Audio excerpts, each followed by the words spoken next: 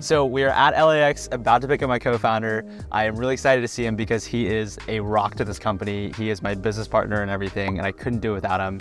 And so him and I are actually gonna teach you guys how to find your co-founder so y'all can start crushing it together.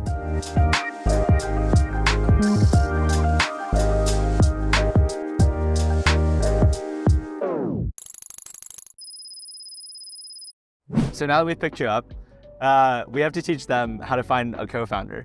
Hey, that's a tough one. I figured the step one of all of that is actually figure out what kind of co-founder you need. So figure out who is the right co-founder for you. And so my advice on that is to figure out who is your complement.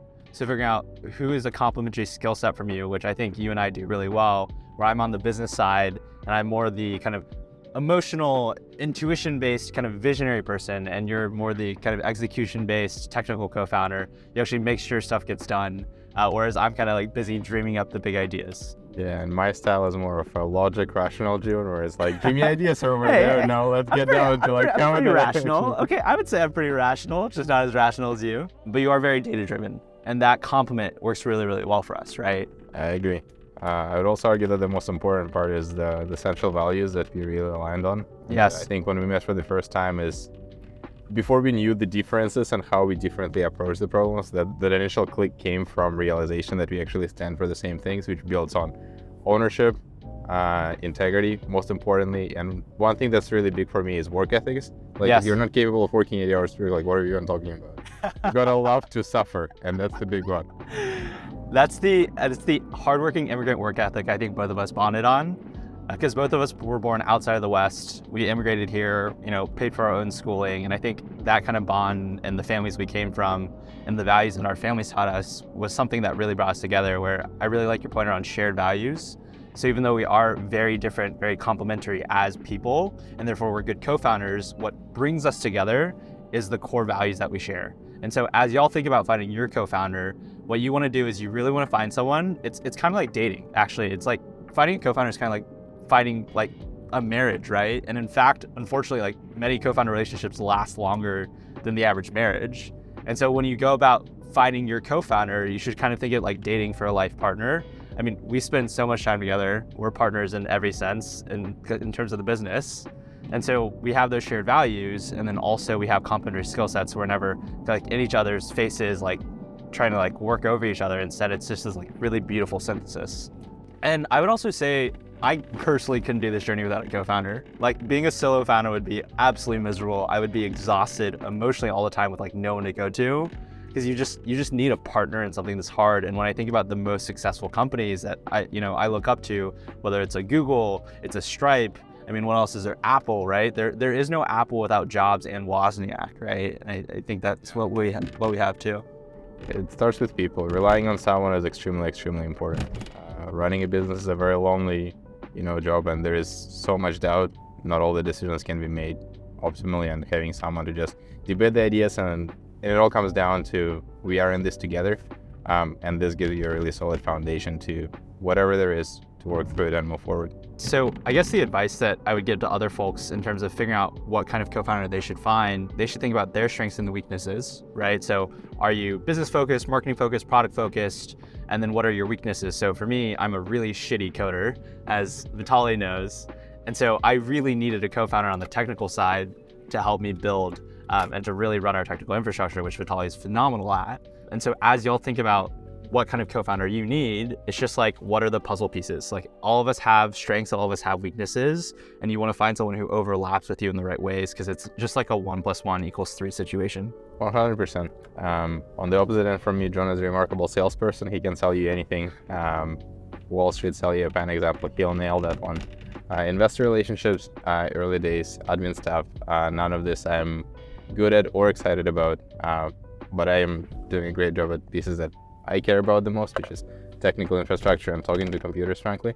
So those two really come together, where I can focus on my strengths and build on top of them, while John does on his, and as a company, we win because we have everything.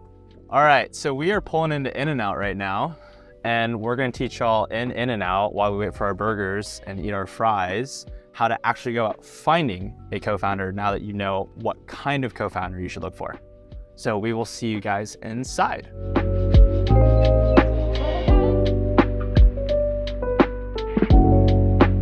All right, so now that we're done ordering and teaching you guys about what kind of co-founder you should look for, the next thing that we should teach y'all is how to actually go about finding a co-founder very tactically speaking. And there's a bunch of different ways to find a co-founder.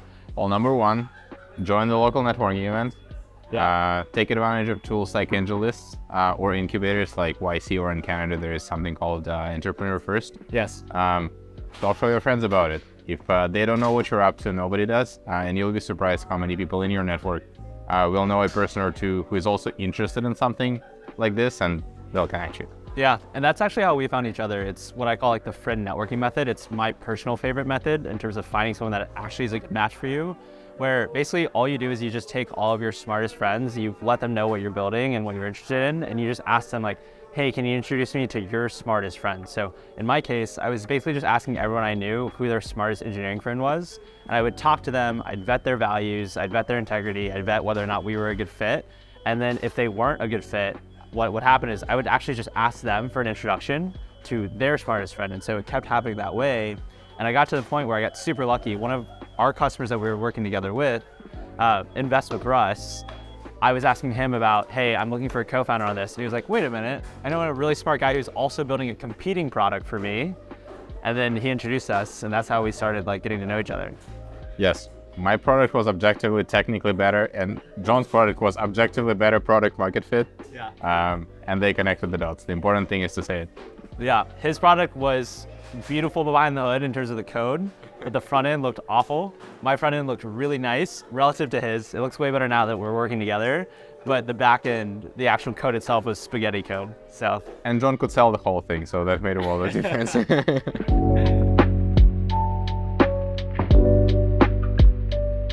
All right, so now that we have our food, just to summarize how you find your co-founder, there's a bunch of different ways.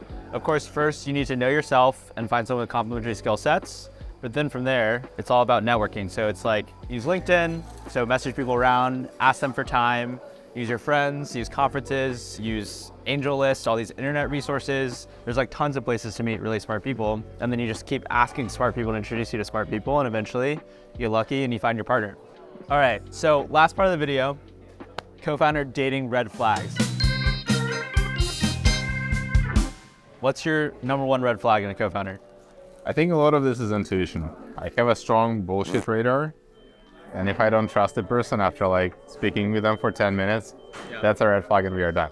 How do you test them or figure out very quickly how committed someone actually is? I think it comes through a story, and for us it came through like what we came to the table with. Like I came with my projects and ideas that I've built out prior to the conversation, and likewise it was up to you, so it was a strong indication that you've done something yourself, I've done something myself, so that part is covered.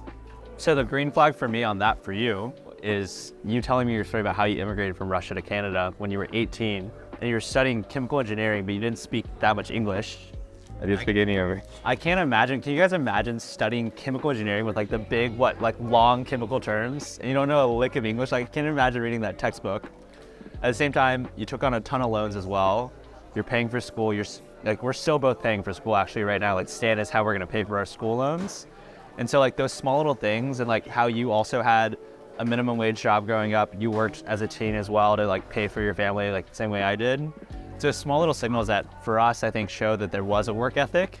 And then also I just like flat out asked you, I think at some point, like, are you ready to grind 100 hours a week with me? And you were like, yeah. You didn't even like— 100 hours, easy. Easy, yeah. You didn't even hesitate. You were just like, yeah.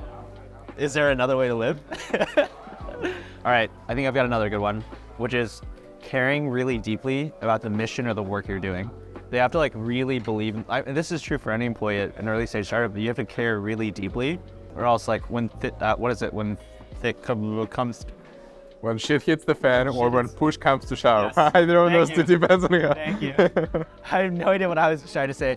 So when that happens, like you have to care really deeply about what you're doing, or else you're just like, I'll just go start another business, or I'll go like find another job. You like really have to care about the problem you're solving. Wait, Vitalii, this receipt says something kind of weird on it. What does it say? Huh. Like and subscribe. Oh, we should do that. I'm on a roll now. Let's start another one. Openness to feedback and growth mindset. So huge red flag is if you're working with someone and they're not open to candid feedback. I think both of us give each other feedback all the time. Like, John, you did this thing, I think you could have improved in that way. Like Vitalii gives me that all the time, and I give him the same, because we're both trying to be the best version of ourselves for the team and the company. Also because we just like love growing as people too. And so if you're working with someone who has like a very high ego, so I guess the red flag is high ego and like inability to listen, then you're gonna end up like working with someone that isn't gonna improve, it's gonna be hard to work with over time.